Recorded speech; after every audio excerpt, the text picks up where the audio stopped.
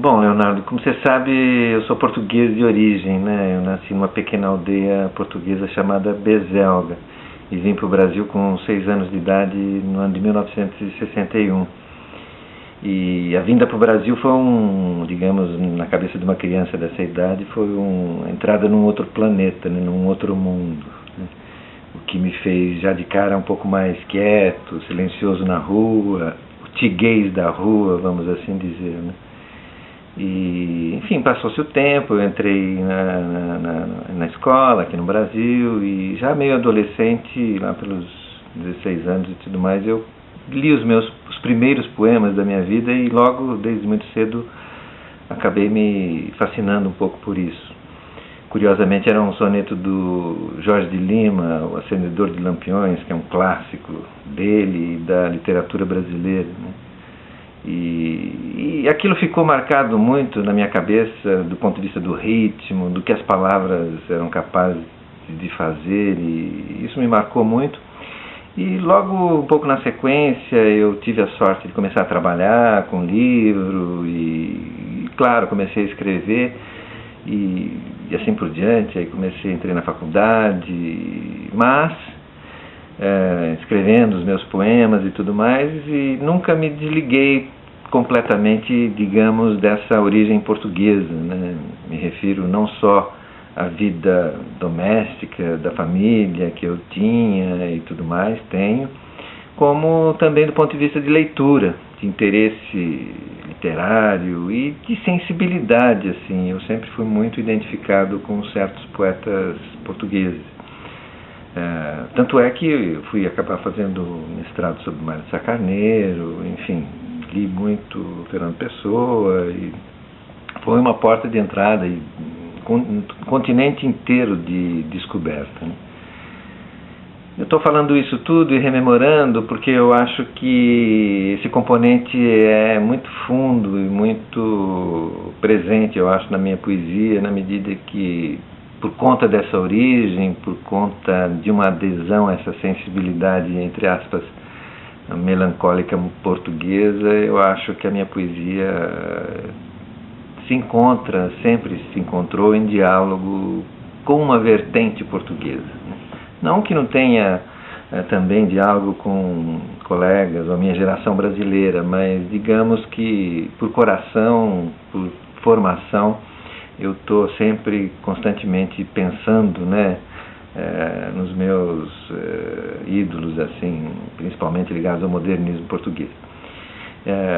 Eu acho que isso se manifesta em vários níveis dentro do meu trabalho, embora eu acho que o pior comentador da sua própria obra seja o próprio escritor, né? Eu acho que a gente alcança o que é possível dentro do nosso fazer, dentro da nossa oficina literária, mas o campo da razão é uma coisa, e da intenção, e o campo da prática e da realização é outro, né? Então, eu tenho certeza que a dimensão que eu enxergo na minha poesia é apenas um ângulo dela. Mas eu reconheço efetivamente essa matriz lusitana na minha poesia por vários aspectos. Eu acho que, primeiro, porque eu resisti um pouco a uma certa oralidade, quer dizer, eu venho ali, quando eu escrevi muita poesia na década de 80, 90, eu não publiquei, mas minha cabeça era cheia de poesia, e era uma época da poesia marginal, justamente, altamente oral e tudo mais, e eu já desde essa origem fui seguindo o meu caminho, muito por conta da leitura justamente dos portugueses.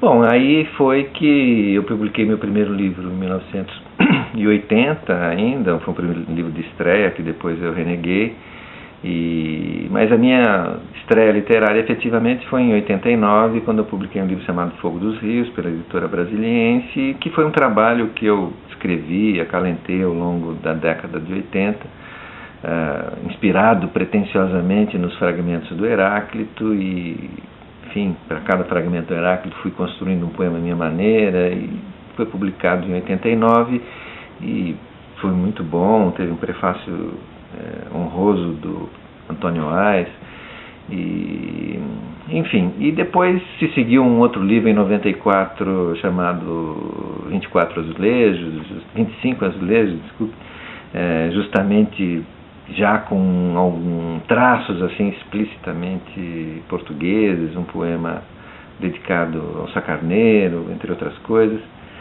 E efetivamente, digamos que essa matéria portuguesa se tornou mais explícita, mais aberta, mais assumida, mais franca mesmo no livro seguinte, que foi o Poeira, de 2001, pela editora 34, onde tem uma segunda parte lá que eu chamei de Poeira de Aldeia, e que diz respeito a toda uma rememoração minha, pessoal, justamente da minha infância portuguesa, né?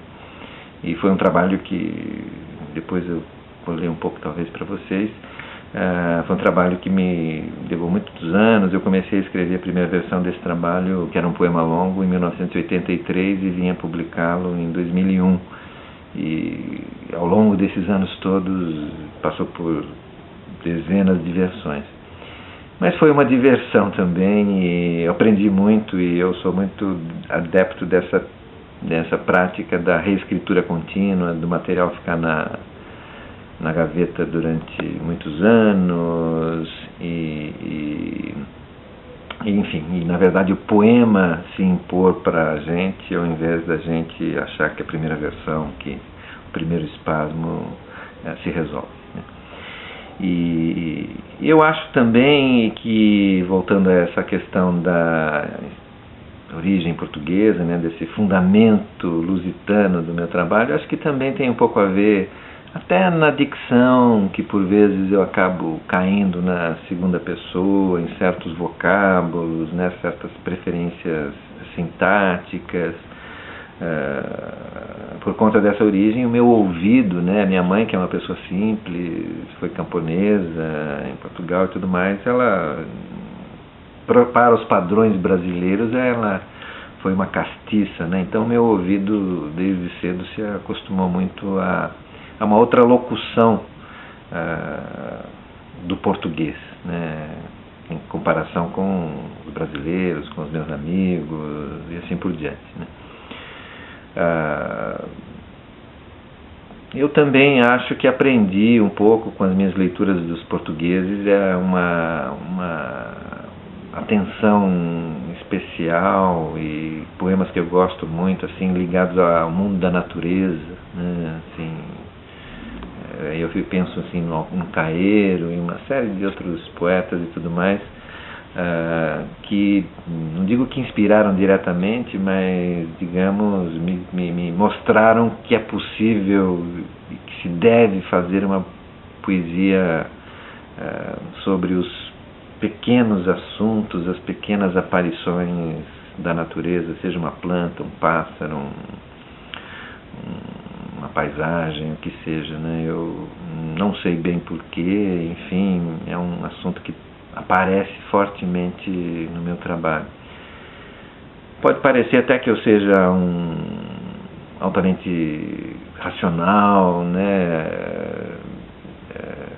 construído na minha poesia, né, porque ela, inclusive, se você for ver os meus livros, tem sempre um projeto por trás e tudo mais, mas eu te garanto que a maior parte das vezes essa unidade conseguida foi ao longo do tempo, foi experimentando muito, errando, jogando muita coisa fora,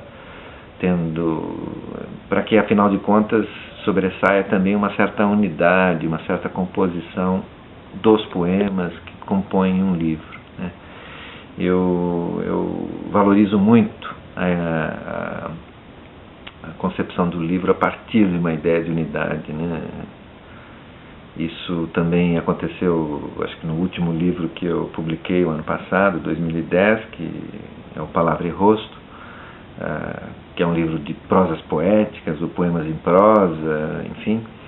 E também foi um livro que era um diário pessoal, meio estético, meio pessoal, de anotações, que eu fui escrevendo a partir de 1994. Fiz isso durante uns anos, 5 anos mais ou menos, e de repente eu tinha um material bruto, etc e tal, eu queria fazer daquilo um livro, e passei quase uns 10 anos aprimorando aquilo, tentando ver que unidade eu podia conseguir com aquilo, se aquilo realmente tinha alguma razão de ser, de originalidade, para poder, afinal de contas, ser publicado em livro, né? Prosa poética é um gênero muito arriscado, muito perigoso, muito de falsete, né? Mas foi um processo muito longo que se depurou ao longo do tempo e não me arrependo. Eu acho que, no fundo, o que eu gosto mesmo é desse desafio, dessa decantação ao longo do tempo, que também me melhora como poeta e como pessoa.